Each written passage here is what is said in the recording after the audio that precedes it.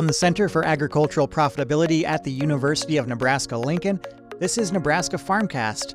I'm Ryan Evans, and on this episode, we'll return to an important conversation around farm and ranch succession planning, specifically for those who don't have a family heir lined up to take over the operation. On this episode, I'm glad to be joined again by Jessica Groskopf, an agricultural economist with Nebraska Extension and the Center for Ag Profitability, to walk us through several key steps in the process. In the latest installments of her series of articles on succession without a family heir, Jessica covers how to clarify your goals, build a team of trusted advisors, and put foundational legal documents in place to ensure your wishes are carried out. So excited to talk about all of that and probably a little bit more with Jessica. But Jessica, thanks so much for joining me again. Thanks for having me, Ryan. So can you explain more about the concept that you've mentioned of how a family heir can both simplify and complicate succession planning? Sure. So when we have a family heir, we have all that emotional connection and emotional ties that are involved in that. And even though this is a business, that basically emotional baggage can be carried forward into how we treat family heirs. And so when we don't have a family heir, that can simplify the process because we can view it more as a business transaction, more so than a family relationship. And now that sounds maybe a little bit opposite of what people are thinking, but that really does clarify. What are your expectations? How is this going to go? What are the timelines and milestones? And that expectation has to be set up very, very early when you have a non-related successor coming back into the business. And so that's why I say sometimes having that family heir can complicate the process. Now, how can having a family heir simplify the process? You have probably watched that person for decades and know their tendencies, know their habits, know what kind of a person they are, where when they're not related, maybe you don't have that background. And so, again, I think it depends on your position, but knowing that it can be more simple, but it can also be more complicated depending on what route you have to go. Yeah, and you've written now 4 articles in the series as we record this series of articles available on our Center for Ag Profitability's website, cap.unl.edu, about different aspects of succession planning without a family heir. And when you kind of start with this question, what do I want to happen to my farm or ranch when I die? That's a powerful question that you encourage people to ask, and it seems basic, but why is thinking about it and answering that question so critical to the rest of the planning process? Actually, this question is not different if you have a family member coming back. But especially if you don't have someone coming back who's related to you into the business, you absolutely have to get this clarity. The reason I ask this question first, and I ask every family this question, or every landowner, basically this question, farmer, rancher, the reason I ask it first is because this is going to be your guiding light, your guiding principles of what you want to happen. And if you don't have this question answered, you are simply going to spin your wheels. If you go to an attorney without this question answered, number one, they should ask this question first. But number two, they're going to start throwing out options to you, and you're going to become overwhelmed very, very quickly. So if we can get a lot of clarity around what do I want to happen to either the land or the business, that really creates, like I said, this kind of measuring stick that we can then measure those options against. It allows us to eliminate options that don't work or don't meet our goals. So I really encourage people to truly sit down and answer this question. When I work with farm and ranch families, it's fun to ask this question to spouses separately and then have them compare answers because sometimes those answers are different. And if you're doing this planning together, we need to have that unified answer to what do we really want to happen. And you do outline 3 broad goals landowners often have, which are selling assets, passing on the land, or continuing the operation with a non-family successor. How do goals like this shape the type of plan that needs to be created? Absolutely. So really, these are 3 big broad categories that basically come into play. It's either I'm going to sell everything and have control over the sale of those assets during my life. I'm going to pass on that land and provide maybe my heirs to be land owners, but not necessarily operators. And then the third option, which I'm seeing more people explore, is that idea of really passing the business on to a non-family successor. Now, it's important to identify what you want, right? And then what the routes to accomplishing that are. And we find that these are three paths that might accomplish your goals. But what's really important about this is really going to determine what tools we are going to use and when to accomplish your goals. And another point that is, so much of this is specific not just to those without a family heir, but to everybody in the succession planning process. But if you can talk about the kinds of professionals who you need as part of a succession planning team. We often hear encouragement for landowners, anybody in the succession planning process, to build this team of advisors around them. So can you talk about who should be on that team and why it's so important to bring them together as a group all at once? Yeah, so I think we immediately think about the attorney.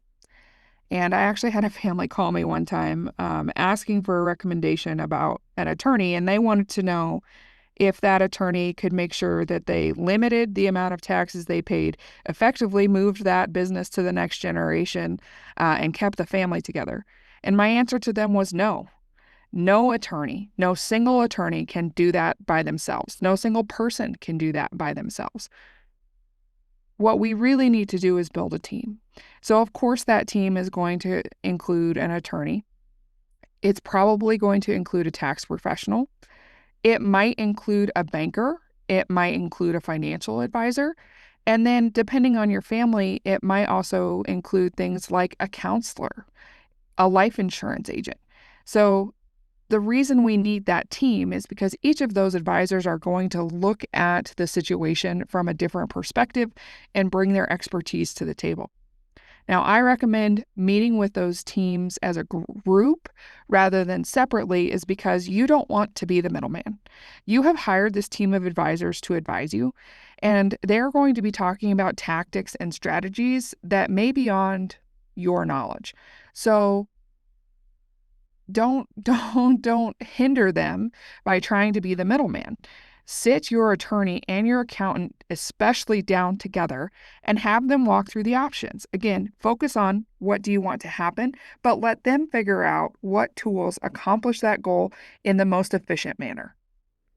And along those lines, I really like how you also make the point that producers need to act as the CEO of their operation when it comes to succession planning. So what does that look like in practice when you're working with these multiple advisors and navigating emotional decisions? I think sometimes farmers and ranchers like to make advisors or let advisors make decisions on their behalf. And when it comes to succession planning, a lot of the success of this plan depends on you as that farmer, rancher, landowner actually executing the plan. So I'll give you an example. Had a farm and ranch family. They set up a trust. Okay, so the attorney sets up the trust.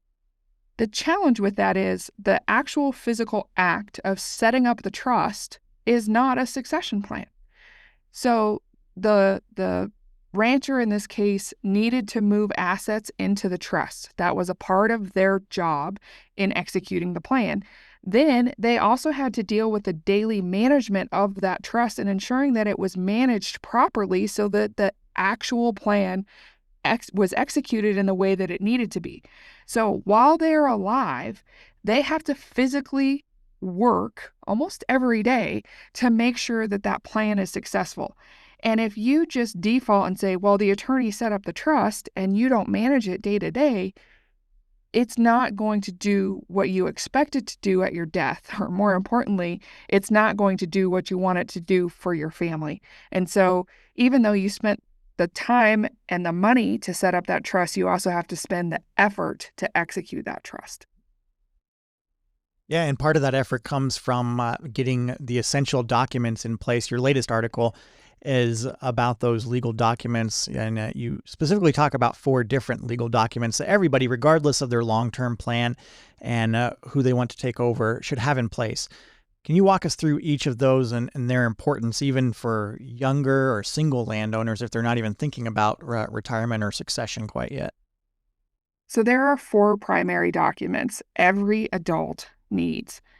That's a will, a power of attorney, a power of attorney for healthcare, and a living will or a healthcare directive. So those 4 documents are the primary documents that make up an estate plan. And the reason we want to do that is because those documents identify who's going to make decisions or execute our plan when we are either unable to do so ourselves or after we've passed away. So most people are familiar with a will. What a will is it's a document that says, here's what I want to happen to my stuff at my death, and here's the person I want to be responsible for making sure that that happens. And that person is called a personal representative. If you die without a will, the state of Nebraska determines how your assets are distributed at your death. Now, some people will say, I don't need a will, I have a trust. That's not exactly true. We still want that will to be in place. We think of it as the safety net of our estate plan. So even if you have more complex tools in play, we still need that will to exist. The other 3 documents, the power of attorney for healthcare, and the living will or healthcare directive, have to deal with, we really think of them kind of at the end of your life when you're unable to make decisions for yourself. So a power of attorney, you can think of it as the person that you are assigning to handle business matters on your behalf, and we call them an agent. And so they can make those business decisions for you. That can be very broad or it can be very narrow. It can be in place the day you sign it, or it can be in place under certain circumstances. And that can all be defined within that document. The power of attorney for healthcare also assigns an agent, but that agent's powers are limited to healthcare decisions. And finally, the living will or healthcare directive tells that power of attorney for healthcare what types of care that you want to have, again, specifically when you are unable to make decisions for yourself. So the will only comes into play after death, but the power of attorney for healthcare, and the living will all come into play. We usually think of them at the end of your life when you're unable to make those decisions for yourself. So those 4 documents are extraordinarily important. And again, if you are an adult, I don't care how old you are, I don't care how much you own, every person needs to have those documents in play. Yeah, and I believe you wrote, everybody 19 and older, the age of majority here in Nebraska, should have these documents in place. What risks do you see when people wait too long and don't have this kind of basic safety net of these a will or any of these documents in place?